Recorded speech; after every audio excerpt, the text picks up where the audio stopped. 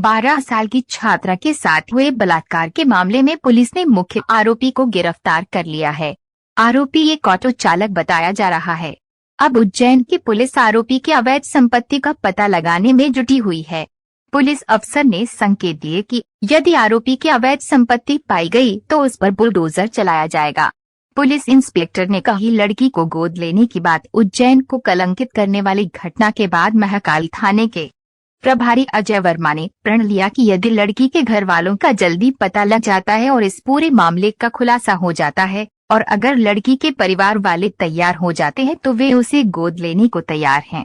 लड़की के भरण पोषण से लेकर शिक्षा और अन्य सभी खर्च को उनके द्वारा वहन किया जाएगा। पुलिस अधीक्षक सचिन शर्मा ने बताया कि लड़की को एक तरफ पुलिस कर्मियों ने खून देकर उसकी जान बचाई तो दूसरी तरफ इंस्पेक्टर ने उसे गोद लेने का प्रस्ताव भी परिवार के सामने रख दिया है। वकीलों ने पैरवी करने से किया इनकार। बार एसोसिएशन ने बच्ची के साथ दुष्कर्म करने वाले मुख्य आरोपी की पैरवी करने से मना कर दिया है। बार एसोसिएशन के वकीलों ने निर्णय लिया है कि शहर का कोई भी वकील आरोपी की तरफ से पैरवी नहीं करेगा। उन्होंने घटना की निंदा की और पुलिस से मांग की है कि आरोपी के खिलाफ मजबूत केस बनाकर कड़ी से कड़ी कार्यवाही हो और सख्त सजा दिलवाए। ऐसे लोगों को फांसी की सजा होनी चाहिए ताकि समाज में एक संदेश जाए और आने वाले समय में इस तरह की दरिंदगी की किसी की हिम्मत न हो। मध्य प्रदेश के उज्जैन में नाबालिग के साथ दरिंदगी के मामले ने झकझोर दिया है। आरोप है कि ऑटो चालक ने मासूम के साथ रेप किया था। पुलिस ने इस मामले में मुख्य आरोपी ऑटो चालक भरत सोनी सहित 2 लोगों को गिरफ्तार किया है। अब आरोपी भरत सोनी के पिता राजू सोनी का बयान आया है। आरोपी के पिता ने कहा, बेटी मेरी हो या किसी की, इस तरह के काम करने वाले को जीने का कोई अधिकार नहीं है। उन्होंने बताया कि घटना की जानकारी पहले ही न्यूज से पता चल गई थी। इस सवाल पर कि क्या उनका बेटा ऐसा कुछ कर सकता है, इस पर राजू सोनी ने कहा कि मेरा बच्चा है तो मैं उसकी बड़ाई ही करूंगा, लेकिन किसी के दिमाग का कुछ कह नहीं सकते हैं। पुलिस ने उसे आरोपी बनाया है। राजू सोनी ने रोते हुए कहा, अगर उसने गलत काम किया है तो उसे फांसी मिले। अगर उस बच्ची की जगह पर मेरी बच्ची होती तो मैं यही कहता कि दोषी को जल्द से जल्द फांसी दी जाए। पुलिस ऐसे लोगों को पकड़ती क्यों है? उसको वहीं शूट कर देना चाहिए, उसे सजा मिलनी चाहिए। राजू सोनी ने आगे कहा कि जिसने गलत काम किया है उसे सजा मिलनी चाहिए। मैंने नहीं किया है, हमें सजा मिल रही है। हमारा पूरा परिवार परेशान है, हम खाना भी नहीं खा सके हैं। मैं क्या करूं? मर जाऊं या परिवार को मार डालूं? मैं उसकी जगह होता तो मर जाता मैं। उन्होंने आगे बताया कि मैंने अपनी पत्नी को समझाया है कि आज से हमारा लड़का मर गया है, उसने बहुत गंदा काम किया है, बहुत शर्मा रही है। बेटे ने कहीं का नहीं छोड़ा। राजू सोनी ने बताया कि उनके एक बेटे की कुछ समय पहले ही मौत हो गई थी। ऑटो की किस्त भरनी थी, इस कारण उन्होंने भरत को ऑटो चलाने को कहा था। उन्होंने कहा, दुख तो बहुत है, मैं क्या करूं? मैं तो मर जाऊंगा। हमको घर के बाहर बैठने में भी शर्म आ रही है। ऑटो के पीछे आरोपी ने चिपकाया था पोस्टर। साथ ही आरोपी के पिता ने बताया कि ऑटो के पीछे छोटे भाई अर्जुन का नाम भी लिखा था, वह भी ऑटो चलाता था। इस कारण आरोपी ने बचने के लिए उसके ऊपर पोस्टर चिपका दिया था। आरोपी के पिता ने कहा कि उन्हें अगर ये मामला पता होता तो वे खुद ही पुलिस को बुलाकर आरोपी को बंद करवा देते, बेटे को खुद ही मार डालते।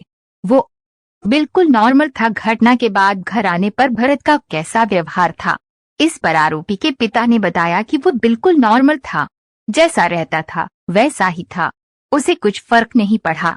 उसको घटना के बारे में बताया तो पूछा कि पापा कहाँ हुआ, उसके बाद वो चला गया। आरोपी को 7 दिन की रिमांड पर भेजने का आदेश एसपी सचिन शर्मा ने मीडिया को बताया कि इस मामले में 2 आरोपी बनाए गए हैं, जिसमें से एक मुख्य आरोपी भरत सोनी है और एक दूसरा साक्ष्य छुपाने वाला व्यक्ति आरोपी बनाया गया है। दोनों को गिरफ्तार कर लिया गया है।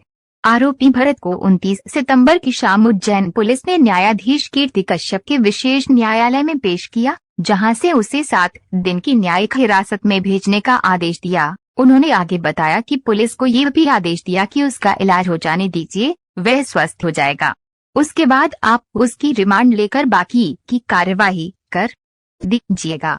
महाकाल की नगरी में शर्मसार कर देने वाली घटना के बाद पुलिस ने एक ऑटो रिक्शा ड्राइवर को गिरफ्तार किया।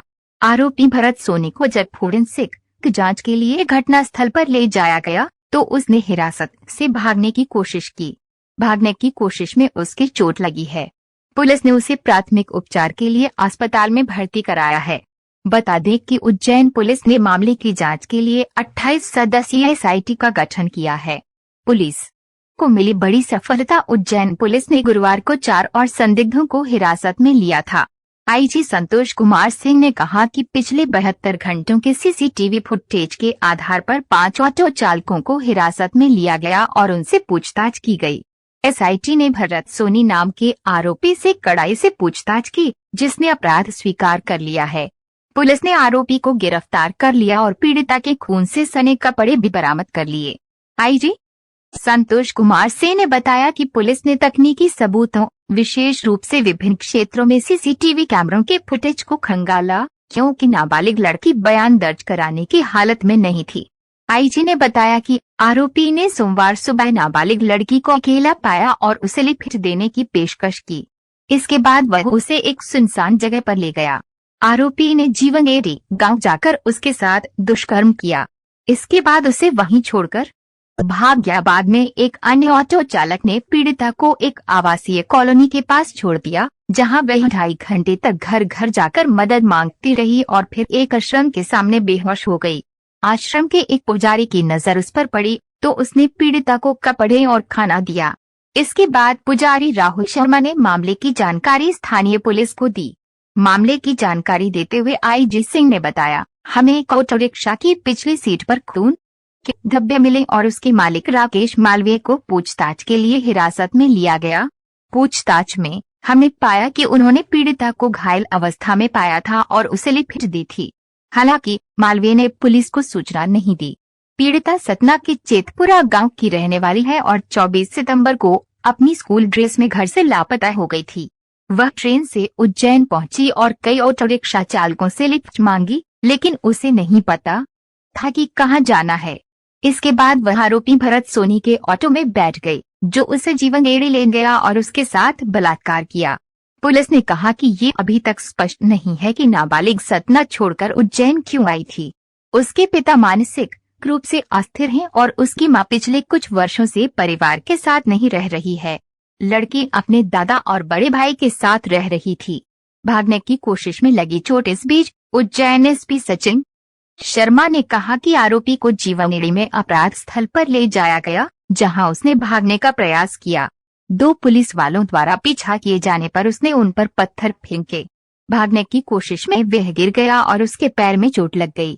एसपी ने कहा कि इस घटना में 2 पुलिसकर्मी भी घायल हुए हैं।